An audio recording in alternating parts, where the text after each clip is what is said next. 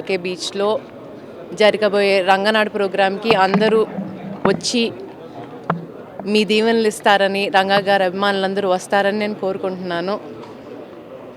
Radharanga మిత్రమండలి, Radharanga Royals, Ranga అభిమాన సంఘాలందరికీ ఇదే నా ఆహ్వానం. ప్రస్తుతానికి నేను ఏ రాజకీయ ప్రవేశం చేయట్లేదండి. ఎందుకనంటే నా టార్గెట్ రాధారంగ మిత్రమండలి, దాన్ని బలపరచడం. అది ఎక్కడికక్కడ డివిజన్స్ కింద విడిపోయింది, దాన్ని స్ట్రెంగ్తన్ చేయాలి. నా టీం వర్క్ అనేది నేను చేయాలి. ఆ తర్వాతే ఏ రాజకీయ నిర్ణయం అనేది నేను తీసుకుంటాను. సో ప్రస్తుతానికి ఎలాంటి నిర్ణయం నేను తీసుకోవట్లేదు. అది మా వాళ్ళని కలవటం నా మెయిన్ ఎయిమ్.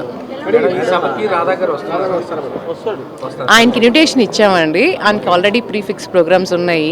అవి కనుక అయిపోతే వస్తానని అన్నారు. సో అది ఆయన వీలు బట్టి ఉంటుంది. అది మేడం, ఏదైతే ఆశయ సాధన అన్నారు, ఆశయ సాధనలో ఏమేమి ఎజెండాగా పెట్టుకున్నారు? ఆశయ సాధనాలను అంటే పేద బడుగు బలహీన వర్గాల కోసం ఆయన ఎప్పుడు నిలబడ్డారు. అది ఆయన ఆశయం, వాళ్ళ కోసం నిలబడ్డారు. సో ఆయన ఆశయం ఏంటి అంటే పేద బడుగు బలహీన వర్గాల కోసం ఏదైతే నిలబడి వాళ్ళ కోసం పోరాటం చేసి ఎన్నో ఉద్యమాలు చేపట్టారు ఆయన. నేను కూడా ఆయన బాటలోనే నడవాలని నేను అనుకుంటున్నాను. సో హ్యుమానిటేరియన్గా ఒక సోషల్ కాజ్గా నేను వచ్చాను. మా రాధారంగ మిత్రమండలి కూడా ఇదే పని చేస్తారు. సో వాళ్ళకి ఒక స్ట్రెంత్గా నేను నిలబడాలని నేను కోరుకుంటున్నాను. ఫ్యూచర్ ప్రణాళిక మీకు తప్పకుండా ఇస్తానండి. ఎందుకంటే రోడ్ మ్యాప్ అనేది మేము క్రియేట్ చేస్తున్నాము. అది రాధారంగ మిత్రమండలి మెంబర్స్ అందరినీ పర్సనల్గా కలవాలని చెప్పి, రాష్ట్ర వ్యాప్తంగా ఒక టూర్ అనేది చేయాలని చెప్పి మా టార్గెట్. అది నేను రంగనాడు ప్రోగ్రామ్ అప్పుడు డిక్లేర్ చేస్తాను ఏంటనేది, మా రోడ్ మ్యాప్ అనేది మీ అందరికీ చెప్తాను.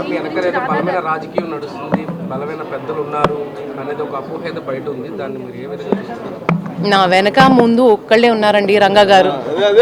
ఆయనే నాకు బలం. ఆయనే నా చేయి పట్టుకుని ముందు తీసుకెళ్తున్నారు. చిన్నప్పుడు చేయి పట్టుకుని నడిపించడం నేర్పించారు. అదే చేయి పట్టుకుని నన్ను ముందు తీసుకెళ్తున్నారు. సో ఆయన కోసం, ఒక సోషల్ కాజ్ కోసం వచ్చాను. ఆఫ్ కోర్స్ అండి, ఆయన సపోర్ట్ అనేది నాకు ఎప్పుడు ఉంటుంది. ఒక ఫ్యామిలీ అండి, ఎండ్ ఆఫ్ ద డే మేము ఒక ఫ్యామిలీ. మాలో ఎలాంటి విభేదాలు లేవు. అది ఆయన రాజకీయాల్లో ఉన్నారు, నేను సోషల్ కాజ్ కోసం వచ్చాను.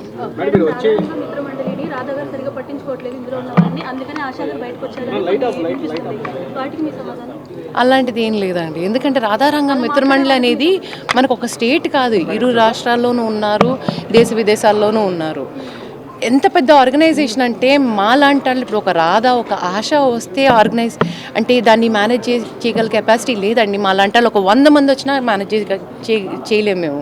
కాబట్టి నేను నా వంతు పని చేస్తున్నాను టీంని స్ట్రెంగ్తన్ చేయడానికి. దానికోసం అందరూ సహకరిస్తారని నేను కోరుకుంటున్నాను. ఇప్పుడు దాకా చాలామంది రాధారంగ మిత్రమండలి లాస్ట్ టైం ఇంటర్వ్యూ చేసినప్పుడు చాలామంది కాల్ చేశారు. వాళ్ళ సపోర్ట్ అనేది నాకు ఇచ్చేశారు.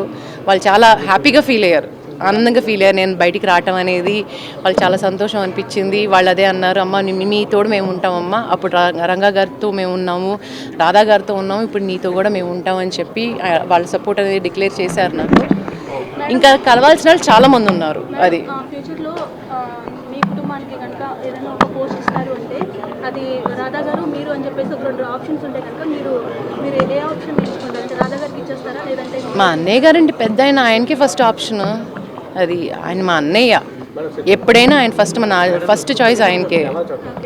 అది ఇరు రాష్ట్రాలు